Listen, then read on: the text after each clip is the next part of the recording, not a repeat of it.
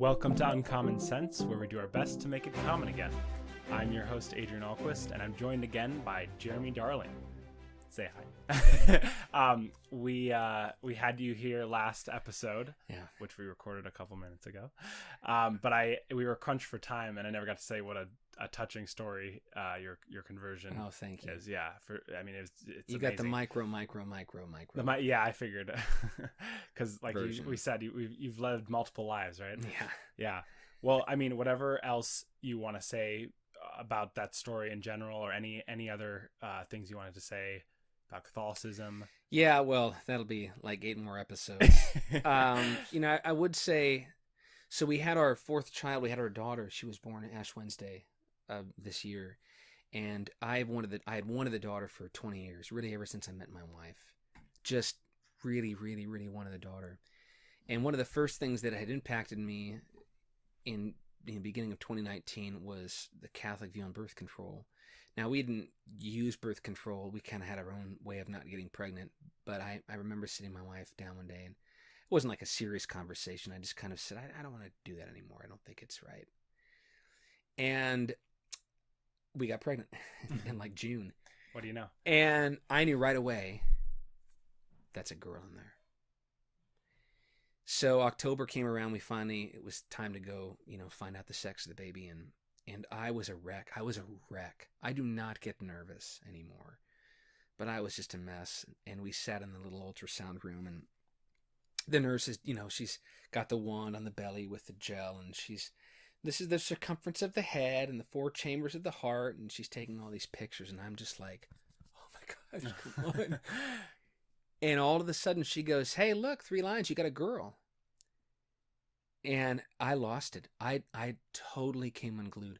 I wept for 2 hours. Wow. We got home, and I finally composed myself, and I was like, I need to eat right now. So we drove with the boys, and we had a little celebratory meal. And then I'm sitting in the booth, and I'm like, I need to go to sleep right now. And we drove home, and I passed out. I passed out for an hour and a half. It was as if all of the worst things in my life had just suddenly come into this very sharp focus. Because what I had wanted from the Lord, I knew I was right, but I had wanted just something privately between He and I, just some moment that I could share with the Lord, like a sign, that I had done the right thing. Mm-hmm. And that was it. I would have never had a daughter had I not discovered Catholic. Well, never. I mean, we might have in a couple of years. We weren't planning on trying again. And she was born Ash Wednesday, which was crazy. And she's incredible. She's just a little squishy smile box, 24/7. So that was a gift for me.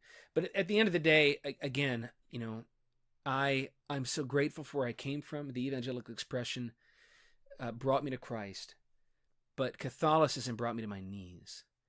And that fundamentally was the greatest shift for me. And I mean that in every possible metaphorical and allegorical sense you could possibly pull from that.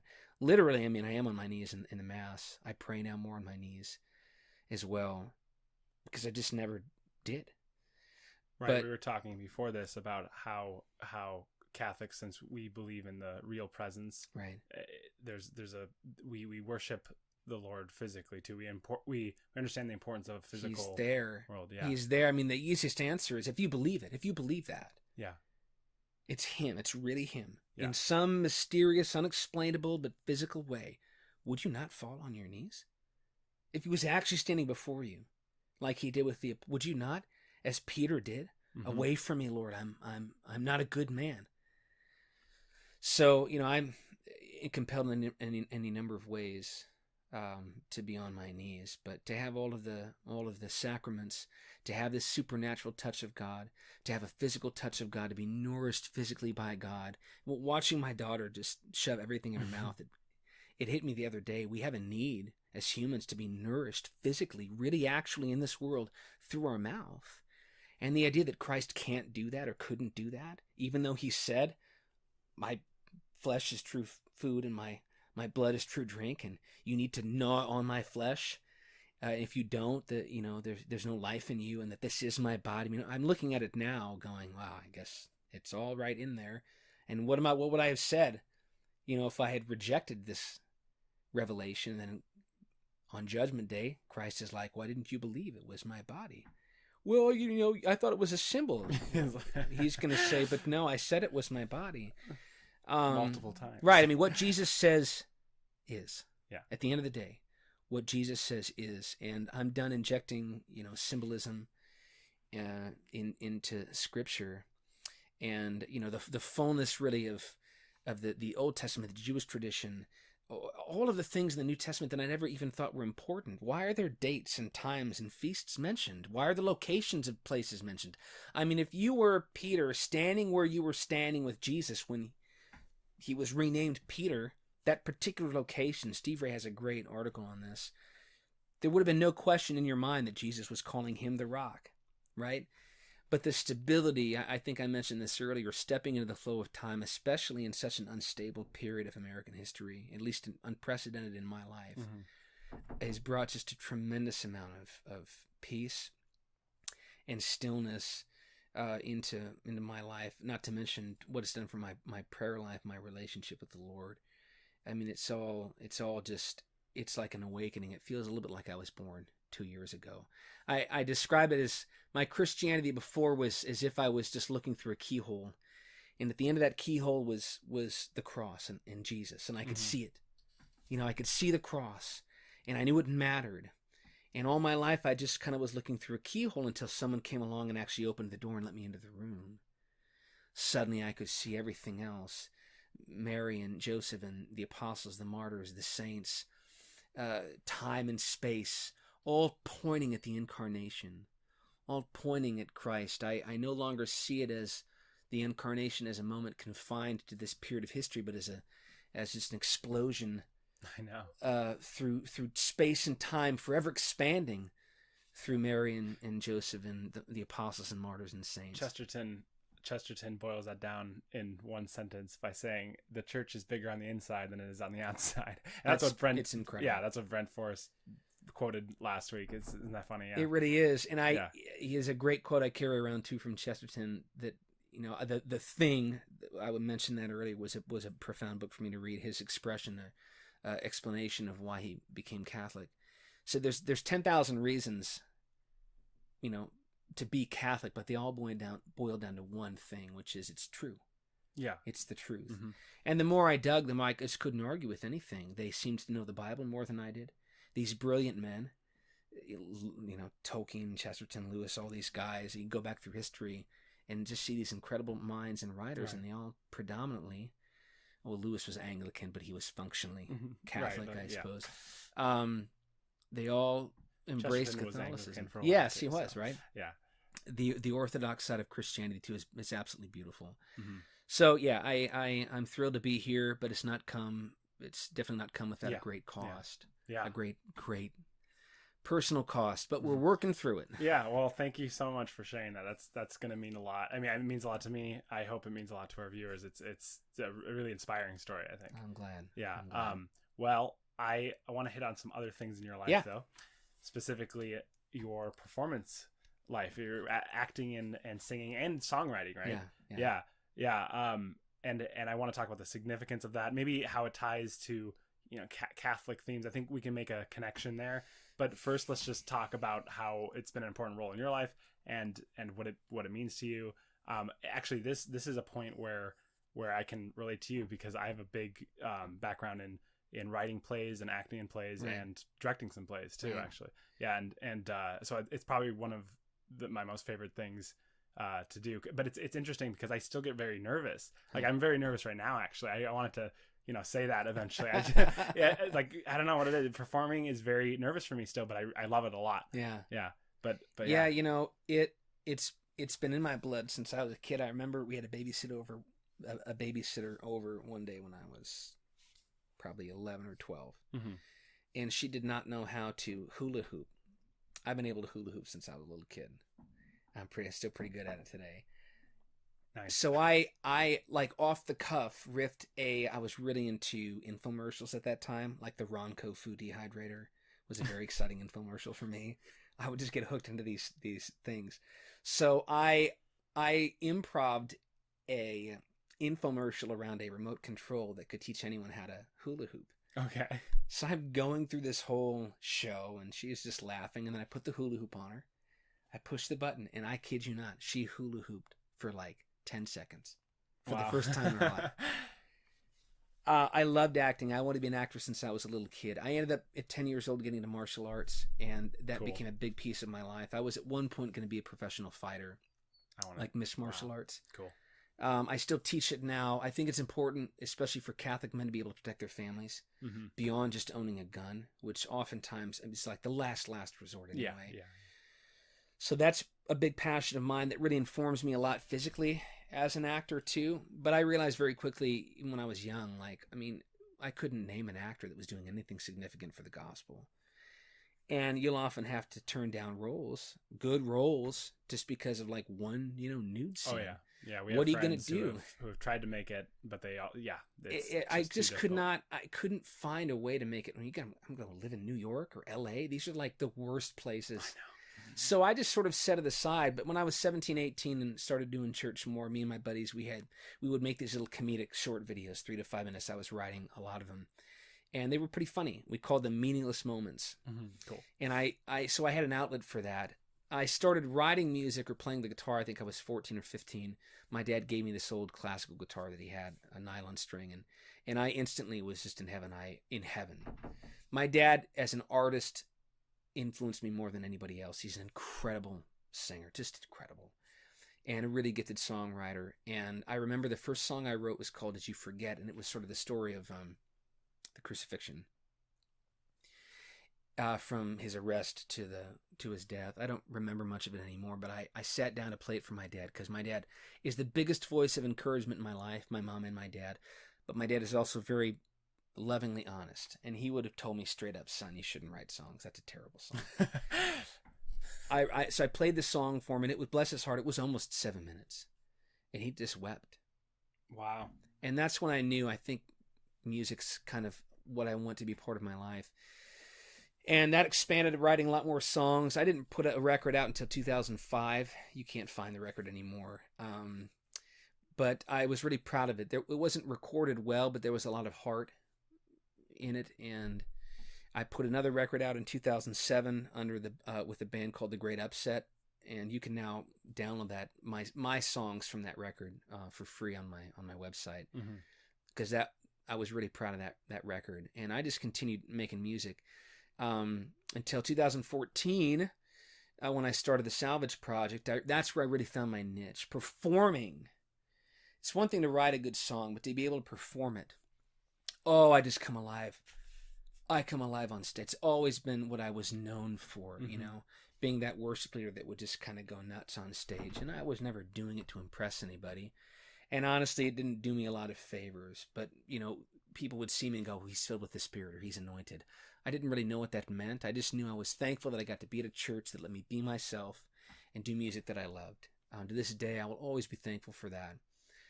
But I wanted an outlet for the good news. How can I use it to reach into people's hearts and tell them about Jesus? And that I really found my mark there in prisons. Look, the music industry is dying. It's on its last leg. You can listen to any song ever written right now on YouTube and pay no money for it. No one has stopped to go, wait, how does an industry survive when no one has to pay for it? Advertising doesn't cover that. Not only, but it's going to be easier to write music now. Correct. With the technology and the apps. And you're just inundated with a lot of, frankly, not very good music. Yeah. And for instance, like on Spotify, if someone listens to one of my songs, do you know how much money I get for one listen? How much? 0.003 cents for one listen. Wow. Half of a third of a penny is what I get. Meanwhile, the Spotify CEO is making $30 million a year.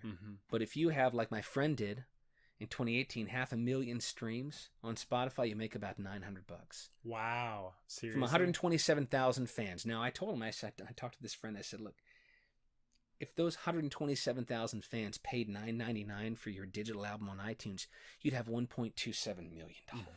Yeah. Do you see what's wrong here? With this picture. I saw that coming forever ago. I said, I'm not doing that. No one's buying music. No one's even going to shows. I want to go where people couldn't pay for it anyway, and where they don't have cell phones and distractions, and that's prison. It's like going back in time. And that experience has been and continues to be just indescribable unless you're in there. Someday I'll take you with me. Okay. Indescribable what it does. And they are hungry for forgiveness. They're hungry for mercy. They're hungry for love. So I really found my outlet there in music. So I had raised support as a missionary. I'd asked friends, would you support my work? I didn't raise enough to take care of my family, but I got enough that I could get by if I did other things. In 2015, I was in Chicago doing some music, and I heard there was this Christian talent agency that was looking for actors and singers, and I'm like, I can act. I've been acting since I was a kid. So I went in and I did a monologue and a song, and they loved it. And they invited me to this big event in Florida called Shine, with all these agents and directors from all over the world came to look for sort of Christian talent. I'm using air quotes if you're listening to the podcast. I'm not trying to be sarcastic, but that's what they were looking for. And that went very well. I made a big splash there. So I came back, and my wife was like, you know what? Our sons are gorgeous. Maybe they can do like kid modeling if it's this easy. Yeah. So we sent some photos to an agency in Minneapolis, Agency Models and Talent, and they wanted to see him. So I brought him in, and the gal that runs the agency, she looked at him, looked at me, looked at him, looked at me, looked at him, then looked at me, and she goes, look, he's perfect, but you should be doing this too. And I was like, I'm not going to model, but I can act and I can sing. And another agent pulled me aside and just riddled me with questions. Finally, he said, I love everything about you. I like how you look, how you carry yourself. I like your integrity. I want to sign you. And I was like, what? This has just been out here this whole time? I could have just walked in here? This is not how it's supposed to happen, right? So my son and I both got signed the same day, and I was in a commercial a week later, and I never looked back. So I began auditioning for anything I could, plays, whatever. The first audition I went to was a big open audition for Park Square Theater in St. Paul. It's an incredible theater. And I got called back for Of Mice and Men, which is a great play, super depressing play. And I got the part of Carlson. Carlson was traditionally more of a big, kind of big-bellied older fellow, but they recast it for me. It was a great role. I made a big splash there, and I've just been doing that more and more. Television, film. I had my television debut in August of last year. I played Will Kellogg on The Food That Built America for the History Channel. It was a big hit show for them. So I was out in New York at the end of 2018, off and on for a month, November, just shooting. It was cool. I got to dress like G.K. Chesterton. Cool. It was amazing. Because the Kellogg brothers, that was kind of right around that period. All the suits were made of wool. This painting, it doesn't show up in the video, I think, but this painting was painted by a classmate of mine in high school. What? Wow. Yeah. Okay. Well, he's going places. Yeah, he's very talented. That's a great. So it was a lot of fun, and it's led to more and more things. But now we're in this COVID void. Mm-hmm. There's not been a lot of work. Co-void. Yeah, co-void. Wait, did you just come up with that? Yeah. Copyright. Aiden 2020. Co-void. I don't know how clever it is. It's very clever. I want to buy that domain, covoid.com. Anyway, so, work's been pretty sparse, but it's starting to pick up. I just got a role in only the third play allowed by the Actors Union in America. Wow. We're going to do Shakespeare's Much Ado About Nothing up at Zephyr Theater in Stillwater. Socially distanced. I kid you not. Talk about Much Ado About Nothing. So they're doing like a Greek version where the actors come out and don't talk or even interact with each other. They just speak to the audience their lines. I don't know how it's going to look, but I like a box. Hey, they've probably been doing stuff like that anyway with Shakespeare. I have no idea. As an artist, I like a box. I record mostly on cassette. 4-track cassette recorders, analog. I don't give me a computer with 100 terabytes of piano sounds and I'll just die. I'll just stop living. So I like, as an artist, like, well, this is kind of a challenge. Yeah. Can we put on Shakespeare when we're not even allowed to touch or look at each other? Like, how does that work? I don't know, but I'll try it. Mhm. It might totally fail, but it was, I'm not going to lie, a little disappointed to finally get a Shakespeare role, and it's like And it's socially distanced. Yeah. And I'm going to save all of my COVID opinions for another podcast. But I don't think, anything expresses or gets to a person's heart faster than art, whether it is music, or in particular music combined with moving images. Mhm. And my passion has always been to use that for the gospel. And that was another big thing that drew me to Catholicism. I mean, before the Reformation, you can't find a Christian artist that was not Catholic. Right. And they were doing everything profound. The greatest works of art in history, the greatest love poems, have all been, thank you, Chesterton, for reminding us of this, have all been written by Christians. Right. So that was a huge draw for me, and another reason that I feel so at home, having come home in an expression of Christianity that is so drawn to beauty. Into beautiful things. So ironically, I've been working on a record for like 4.5 years with a good friend of mine, Kurt Larson, phenomenal singer, songwriter, plays the keyboard. He's an incredible individual, really good friend. And we started this album called, I think it's pronounced hominum or hominum, which is Latin for mankind. Mhm. I was pre-Catholicism. I loved Latin. And he had been working on some songs. I'd been working on some songs. They kind of all revolved around the same topic, which was the creation, the story of mankind. So we put out this finally released post-conversion, a Catholic and Protestant sort of combined record on the story of man. The first song is called The Construct. The last song is called The Kingdom. Kurt wrote 5 of the songs. I wrote 8 of the songs. It was all done on an 8-track cassette recorder. Cool. And it's very much in the Catholic sense what I consider kind of my best, most personal. It's weird to say that as a songwriter because everyone says that. Well, this is my like most personal record, and it's just like going through stuff. That's not what I mean. This record followed me from the worst year of my life into Catholicism. So it was very exciting for me to get to finally release that into the world. And now that I'm reading a lot of the lyrics in my older songs, I'm like, geez, I haven't been Catholic for like 10 years. I just didn't know it. I didn't like have a way Chesterton. to express it. Yeah. So that's, for me, what it's meant to me. That's really cool. And I love getting to act.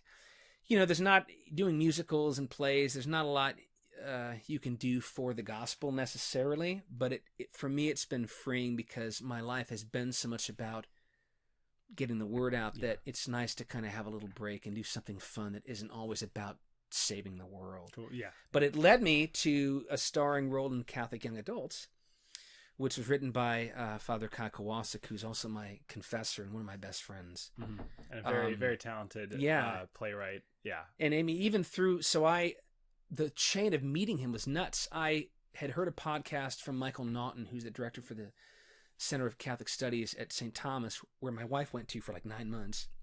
I'd heard a podcast on the Sabbath, that Christians, that's like the one commandment they break all the time. And I was really convicted, like, that's crazy. Like, today I'm just going to cheat on my wife. I'm just going to not do that commandment. Like, we would never do that. Yeah, right. But the Sabbath one is like, we don't need that anymore. Christ fulfilled, not ended, but fulfilled the law. Why don't I take the Sabbath seriously? I can't believe it. So I wanted to meet with Michael. Couldn't believe he was here. And we talked. I told him my story. He said, you should talk with Father Haberstock, who's, I can't remember. I think he just moved to a new parish, but he was down in the Shakopee area. Yeah. He, my age, also a convert. I met him. We had a great time. He was so amazing. And he's like, you should meet Father Kowalczyk. You guys have a lot in common. So I met Father Kowalczyk. This is probably the spring, early summer, maybe 2019. And we talked, and he was telling me about this play and just kind of asked me some questions and really wanted me to come to the callbacks. And come to find out later, he said, the moment I met you, you were Vianney. Vianney was the character that I played in Catholic Young Adults. And it was an amazing experience to get to be with a community of Catholics that loved Jesus Christ, that were taking their faith seriously. I mean, we were hoping to sell 80 tickets a night, in a 480-seat auditorium, and that thing sold out. All 480 seats, all 6 performances, without even breaking a sweat. Right. We could have extended the run, and we thought about it, to Kingdom Come. I know. I was there. It was amazing. It's cool. a really, really cool show. And, I wasn't in on a lot of the Catholic inside jokes. So there's a lot of the script that I didn't understand. And it was funny that everyone was technically Catholic and I was technically not Catholic. Yeah. I have a friend who actually gave Father Kyle Kowalczyk some of the lines, like flirt to convert and scandalize to evangelize. Those are 2 lines. Serious? Yeah. He didn't know about those lines. And then you have to have that in the play. Oh my gosh. It was hysterical. It was an uproarious play. It was emotional. Great music. By the way, another one of my classmates from Chesterton, she was the choreographer for that musical that I arranged. Wow. I got her in touch with Father. Yeah. For the dance choreographer? Yeah. The person, Mary Mayland. Oh, Mary. Yeah. Mary's awesome. Yeah. She's like, oh yeah. When I found out how young she was, I was like, you gotta be kidding me. I know. She's very talented. She's an old soul. And she was great. There's your plug, so Mary. Yeah, I got to, I got to sing and dance and act. Yeah. It was a dream, and it was a dream come true. So we were going to do it again at the end of this month, but now we're here in COVID. Mm-hmm. So yeah, that's kind of my art world.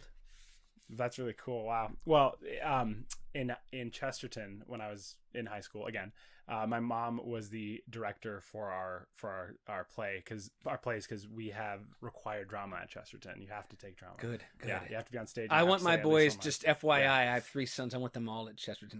That's great. Yeah, we'll take them. But one of the assignments at the beginning of the semester is you have to write an essay, and one of the topics is how does theater relate to Catholicism, or what's Catholic about theater? And there's a lot of ways you can take that. I mean, one way is we're watching kind of a word made flesh in front of us as everyone is playing their roles. Oh man, absolutely. Yeah, right. Yeah. I mean, but there's that's. Yeah, I mean, there's something Catholic about everything, but yeah. I think of the great drama of salvation Uh-huh. is in 5 acts, right? Act 1 is the creation. Act 2 is the fall. Act 3 is the formation of a holy people. Act 4 is the Messiah. And Act 5, what we're in now, is the church. I got that from Bishop Barron.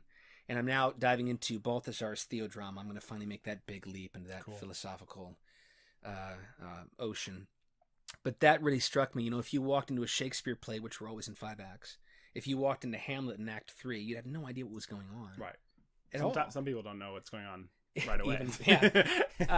But I lived really there as a Protestant. Again, not wrong, but just missing a lot of the pieces. There were a lot of gaps in my understanding. And that to me is like the greatest relation, that we're living in a great story, a great drama, which is salvation. We get to participate in this great story of salvation, that Scripture really isn't the church manual of how to do everything Christian, but it's the story of a Savior, the story of salvation. And it is the greatest story ever told. And what is acting but a story? It's just a story. We're always telling stories, always writing stories. I've been writing like crazy. I've got a lot of things I'm trying to get out right now. I've been talking to Jeremy Stanberry at the Open Window Theater. Yeah, that's a good friend of ours. Yeah, about a play that I'm writing. Yeah. A 2-man play. Oh, cool. So we'll kind of see where those things go, but I'm thrilled. I really am to be here now. That's awesome. That might be a good place to end it for. Probably. Yeah. Well, thank you again. Thank you again, Jeremy, for being with us. Thanks for having me. It's been great. Yeah. And thank you all for watching. Until next time. Help us to wait. I have to plug your JeromyDarling.com, JEROMY Darling.com, thespokesman.live. You can see a film I did on sexuality called Love and Sex and Porn, or you can just Google me and find all of this stuff, all my records. My new album is Hominum, and it's on Spotify. It's under the artist named Sons of Machinery that I formed with this friend of mine. But if it's on Spotify, Pandora, YouTube, all that good stuff. Great, awesome, and I'll put all that in the YouTube description if you're watching us on YouTube, and follow us on Facebook and Twitter and all the social medias. But yes, thank you, and until next time. Read Chesterton, and and help us to make uncommon sense common again. Good. See ya.